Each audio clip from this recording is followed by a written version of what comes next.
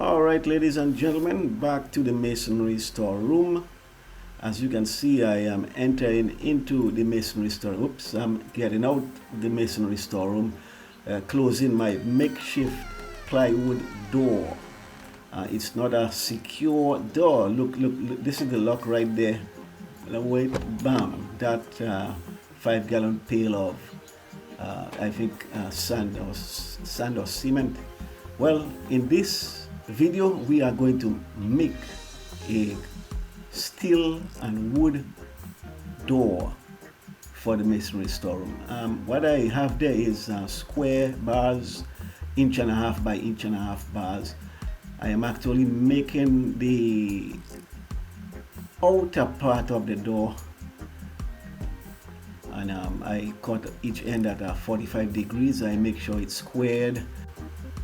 You saw me grinding. I am going to weld that masonry door. At first I grinded the top part, and right here I'm also, I'm checking it, making sure it's square. That piece of steel that you see I'm putting in the square bar is actually the actual door, the edge of the door.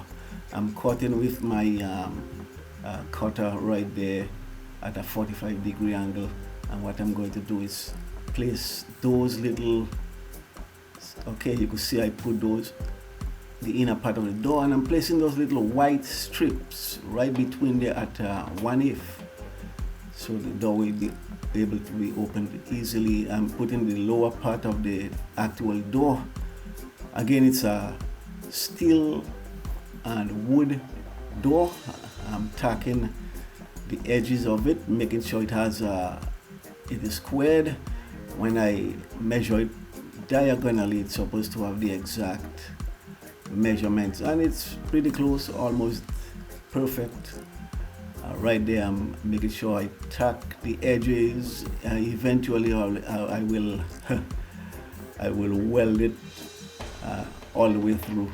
This is just to hold it for now, giving me opportunity to get rid of those clamps. And here I'm putting a crossbar, 3 pieces of metal square bars, extra pieces I have. Well, you could never have too much of those, and pretty much no scrap is garbage from this steel. You could always use them again.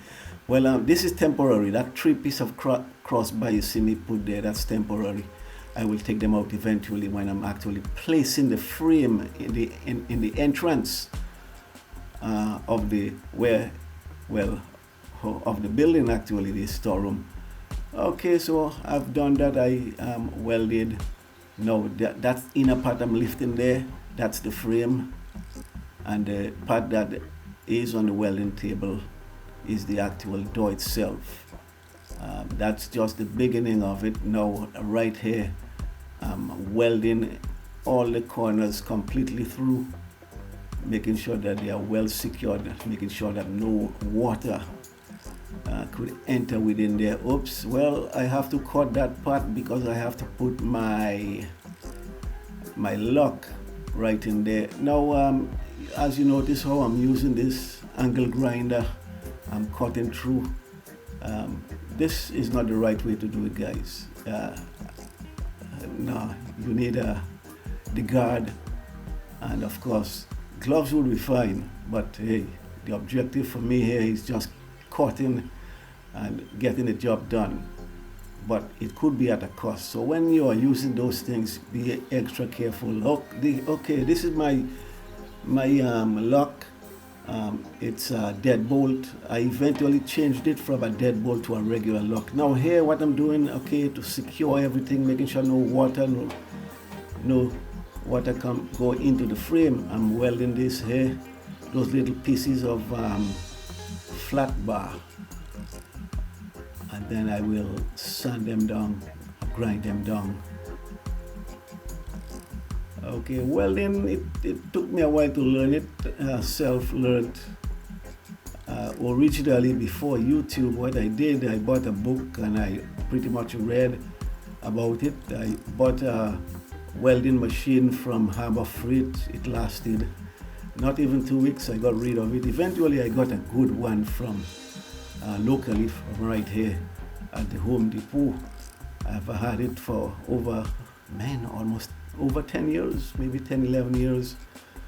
And it works good. That's it right there. That's me here now.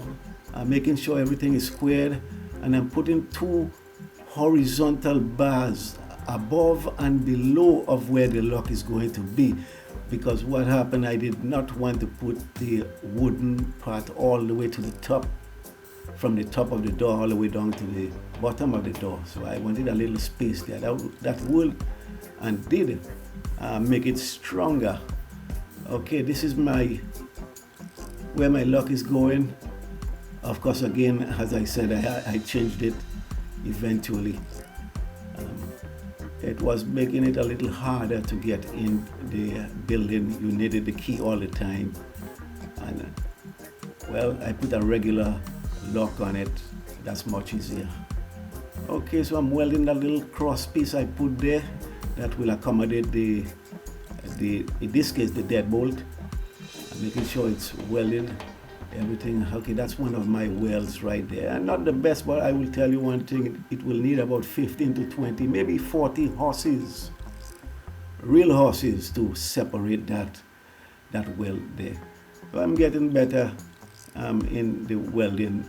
I'm getting much better. Okay, so I'm polishing up the edges, making sure they are nice and flat, and making sure they look professional.